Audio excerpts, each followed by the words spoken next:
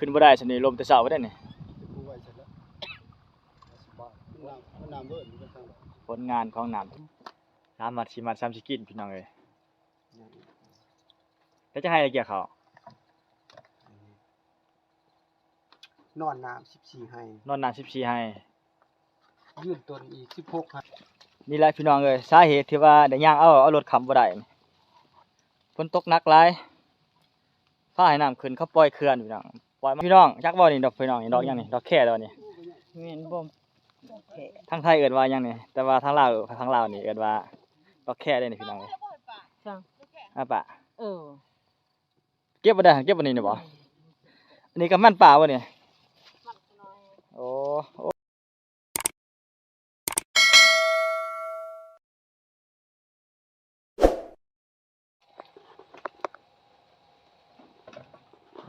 บรรยากาศอยู่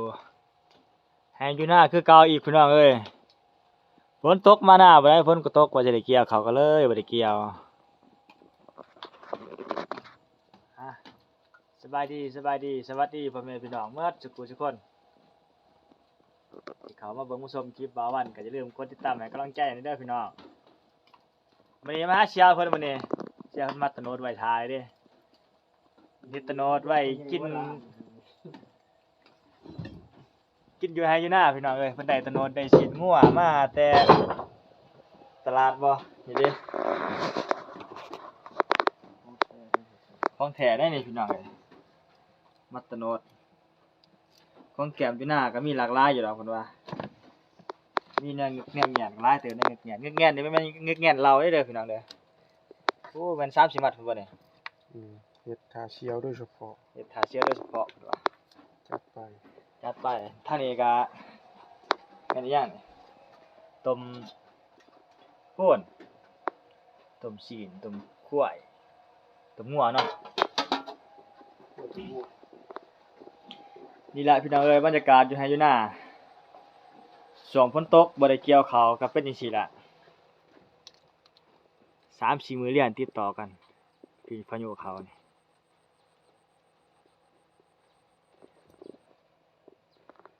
ฝนตกหลายข้าวหน้าก็บ่ได้เกี่ยว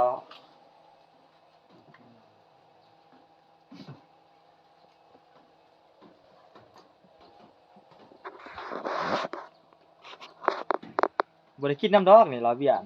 เราเข้ามาเด้เขายังมาแล้วโอ้บรรยากาศงามดีนี่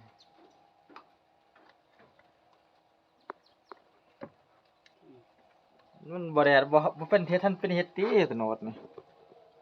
เป็น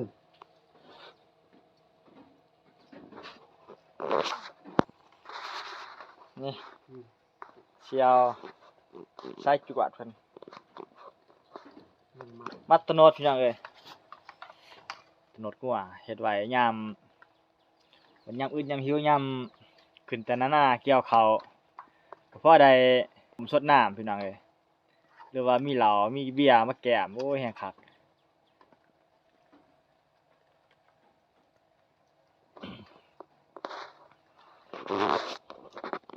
จะได้ก็ฝากเป็นกำลังใจให้เด้อพี่น้องเด้อ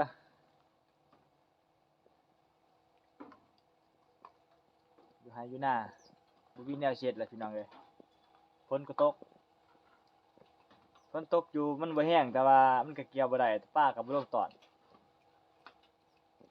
ก็สิได้กลับบ้านแล้วมื้อนี้ก็สิบ่ได้กินดอกอันนั้นต้มตะโนดตะนิดเพิ่นนี่เพิ่นบ่ให้กินดอกบ่ทันแล้วมื้อใหม่บ่เพิ่นว่ามื้อนี้เป็นมื้อเฮ็ดอีกประมาณ3 มื้อพุ่นเนาะ2 มื้อคันแดดนี่ก็2 มื้อสิกินคันบ่แดดก็3ไป17ให้โอ้ต้นน้ำที่เนาะมันอันตรายเนาะคุณสุนทราพระพ้นสุนทราอำนวยพี่น้องเอ้ยบรรยากาศนี่แหละปีนี้พายุเขาต่อเนื่องกันหลายพี่น้องเอ้ยขอดูเดี๋ยวดูว่าให้พ่อใหญ่หัวหลานเด้อบ่ข้าวอีกบ่ช่วย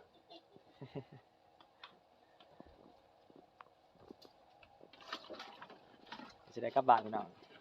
เดี๋ยวสิลงไปเบิ่งรถเลย ตอนมานี่บ่ได้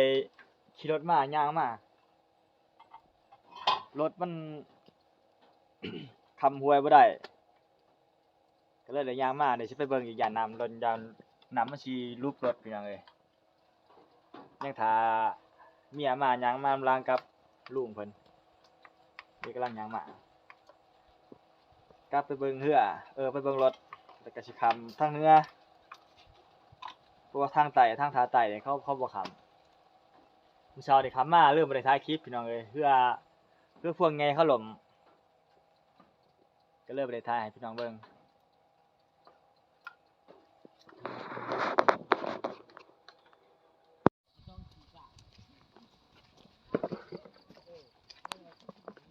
ย่างกลับบ้านระยะทางพี่น้องเอ้ยนี่ตอนนั้นแม่นอยู่ทางหน้าแล้วนั่นทางหน้าล่ะสิย่างกลับบ้านเมื่อทางท่าใต้ก่อนเมื่อเบิ่งรถก่อนย่านน้ำรูปรถพี่น้องเอ้ย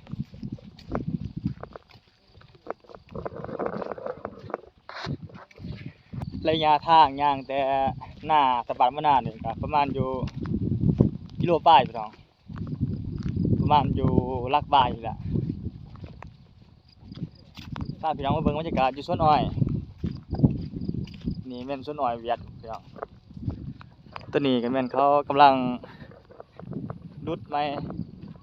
ที่ว่าเขาเตรียมสิปลูกไม้แหละพี่น้องนี่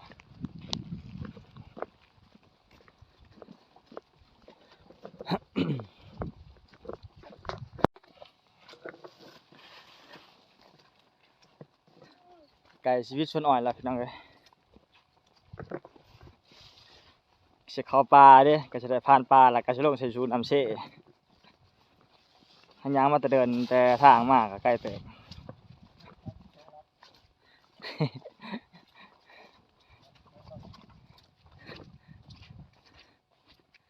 รีวิวทางมื้อหน้าพี่น้องโอ้นี่ก็เป็นทางรถมานะแต่ว่า รถมันข้ามขั้วบ่ทำบ่ได้ยินเขาว่าข้ามขั้วบ่ได้ก็เลยย่างเอา บ่ได้มาทางเหนือบ่ได้มาทางนี้ตอนมาตอนเช้าเดี๋ยวสิไปเบิ่งตัวจริงว่ามันสิรูปแถวบ่ทางวันรถข้าม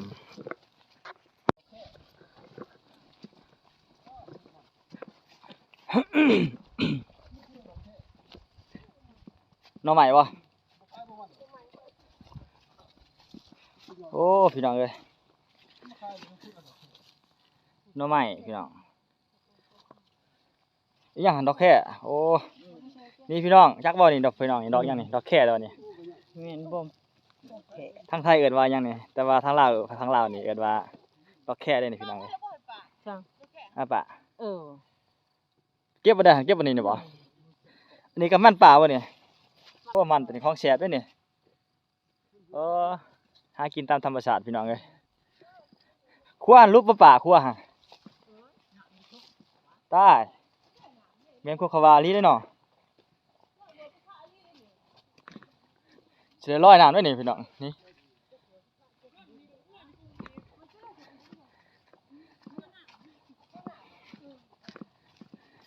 ลอยบุกได้อีกโอ้หน่อไม้น้าแห่งดอก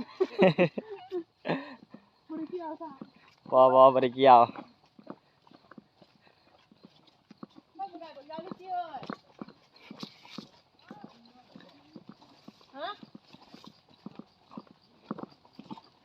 น้ำกำลังเพิ่มขึ้นแห้งอยู่ได้นี่น้ำมันขึ้นเลย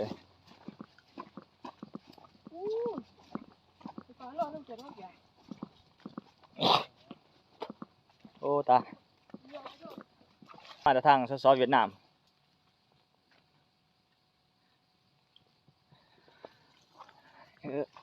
ทำไมทางหูไปเสด็จไปเบิ่งรถไปเบิ่งบ่ได้เลยเด้นี่ลอยบ่ได้นี่สิป้ารถหันแล้วเลยก็สิรูปติเนาะโคกมาทางพุ่นบ่ทางเฮิงบ่ไปเข้ามาทางนั้นเลยสิโคกไปเบิ่งรถหันได้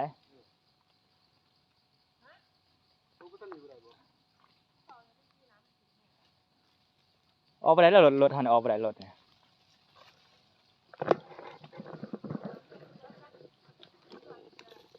ว่าสิย้ายรถก็เลยย้ายบ่ได้เลยพี่น้อง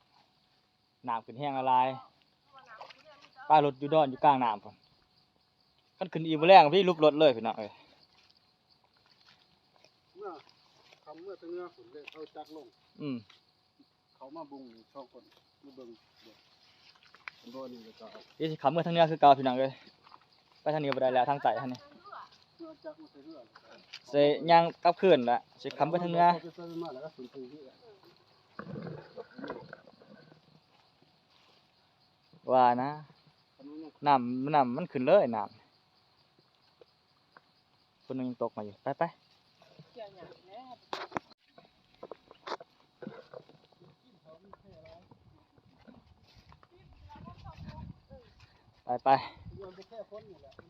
เดี๋ยวมันสิช่วยเพิ่นที่แล้วเบิดแล้วเฮาที่บ่ทันแล้ว เอ้าแล้วจะอยู่กกแค่ได้ซะ หาอยู่หากินตามธรรมชาติอาหารบ้านนอกบ้านนาไปเดี๋ยวสิย่างเวียนไปทางนี้ทางเหนือพี่น้องเอ้ยนี่ทางนี้แหละไปคำทางเหนือไปแล้ว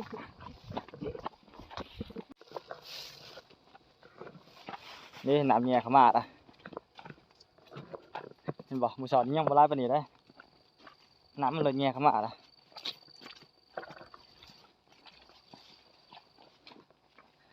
ทางมื้อให้มื้อหน้าก็แสนลำบาก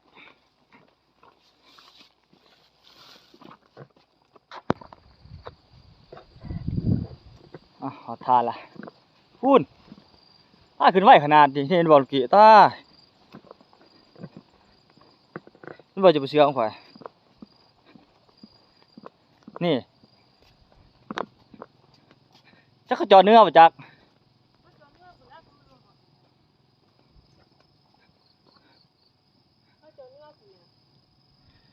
วู้หักมีห้อยรถใหม่ด้วยนี่มาห้อยรถขึ้นโรงยานนี่โอ้ปวดเกิดกว่า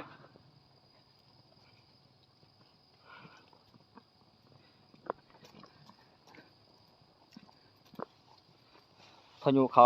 อันตรายหลายน้ำขึ้นอีกเลยเทื่อที่3ที่4แหละพี่น้องเอ้ยเนี่ยเฮือตอนลมทันไหลขึ้นซ้ำจะมีคือพวงแหลน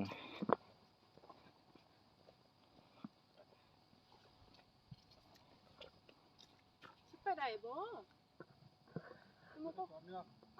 ฮะ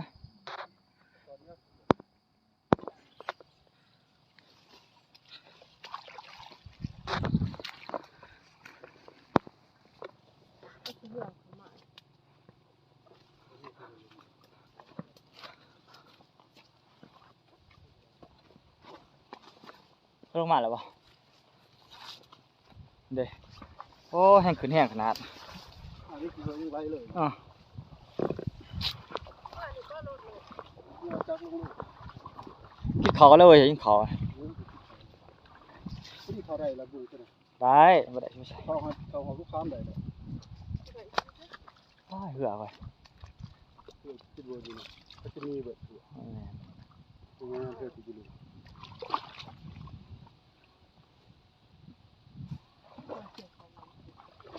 ผู้ช่วยกินมันอะไรไป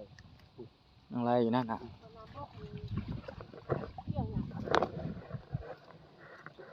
น้ำยังขึ้นแห้งติ๊กๆอยู่พี่น้องเลยเดี๋ยวจะขับเมื่อบานไปแล้ว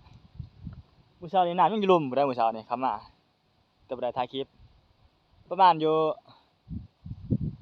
2 ชั่วโมง 3 ชั่วโมงเท่านั้นนะน้ำขึ้นไวขนาด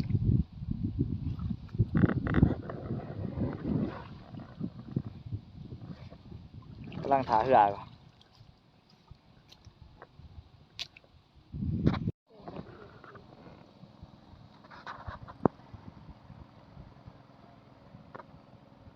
เพื่อ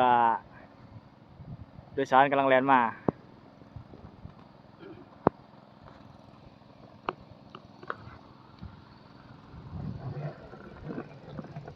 หิวเขาแหละเวลา 12 โมงแหละน้ำนี่ขึ้นไวขนาดพี่น้องเอ้ย ตะกอนอยู่ลุ่มพุ่นมาหอดผีแล้วไว้พร้อมไหว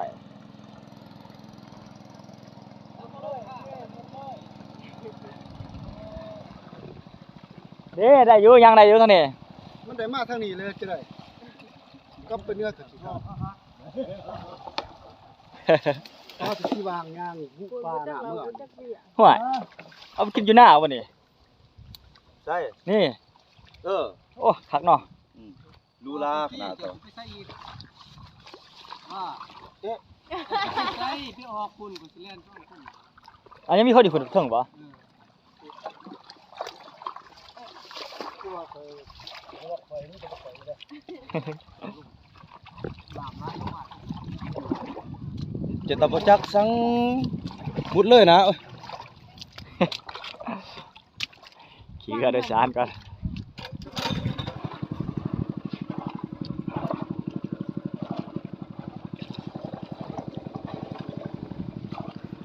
เพื่อนมันเขาแล้วเกิดที่วาง กาลือเห็นเต เขาไว้เขาว่าลีโอ้น้ำเนี่ย ที่เสานี้มัน ผู้เช้าอยู่ลุ่มบ่ได้น้ำอีกเลย มาปั๊บมันเพื่อนเต้น มากับน้ มันมีพดมีเทียบทั้ง ขี่เรือโดยสารขี่เรือน้อยเรือใหญ่ ำคือใหญ่มันนอนหนาว เรือใหญ่นอนน้ำจ้ะอ้าวเขาว่ามีคนอย่างนั้นบ่แม่นบ่บ่มีบ่ นี่ ได้ ที่วางจะบริคำเมื่อคืนอีก โอ้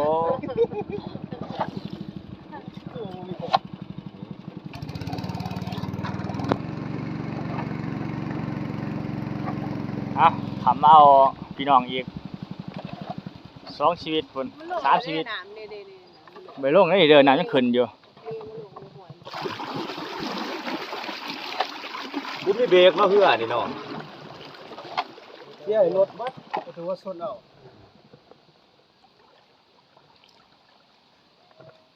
ถามจะมามากกับสะใครเจ้านี่เฮ็ดแนวบ่แนวแล้วได้ทำจ้ะถ้านี่ก็ป้าพัวอยู่บ้านมากกับผู้อื่นย้อนผ่าพ้นหนามมาแบบบ่มีพ้น โลเลเนาะ เบี้ยได้เบี้ยไปนี่เต้ หรือว่าสิป้าให้เขากินเบียร์นะ กินกินบ่ก็คือนักแห่กินเต้เอ้ากินแล้วก็คือสิมา อย่างอีกคนหนึ่งไปแล้ว เขาเห็นมี2คนเนาะเดี๋ยว ถ้าเทียไม่ เดี๋ยวเบี้ยลงมา มีคนหนึ่งน่าเสืออันนั้น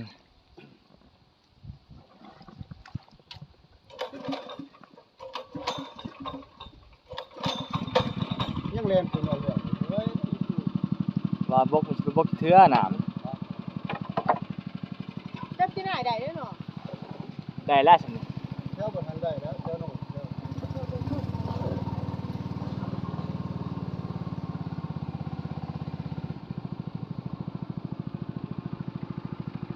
ถ้าไปนี่ทักอยู่แล้ว ผู้เช้านี้ มาแล้วเลย ยังอยู่รุมบนหนาม แต่มันเวิร์ด มันเวิร์ดบัดนี้ ใหม่ที่สูงนี้มาได้นี่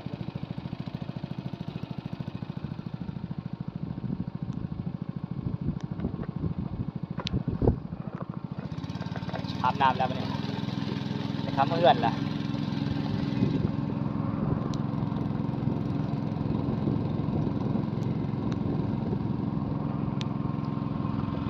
บ้านทะเลเลย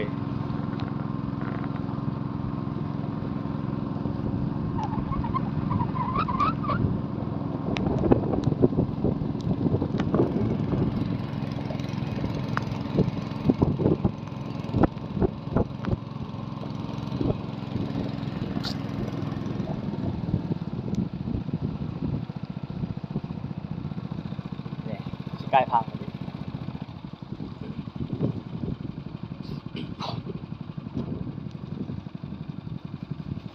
นี่ผู้พวงใหญ่ตัวนี้ผู้บริเวณรถตัวนี้ก็ขึ้นบ่ได้สนิลมแต่เช้าบ่ได้นี่ กูไว้เสร็จแล้วสบายมันน้ำเวิร์ดมันก็ทาง ผลงานของน้ำท่วมของน้ำพ้นพายุเขา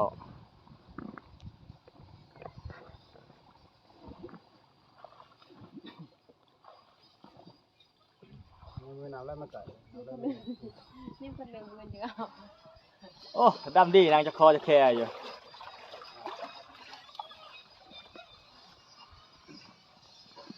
ไป ออกละ เจ้าบ่ สุพรรณยางเลย ยามน้ำแห้งหลายเหือใหญ่แล่นบ่ได้แล่นคือหน่อยเอาอึ๊บหายเงินแล้วบ่ เขาตะปังบ่ได้ แล้วก็เกี่ยวเขา ยังหลายยังหลาย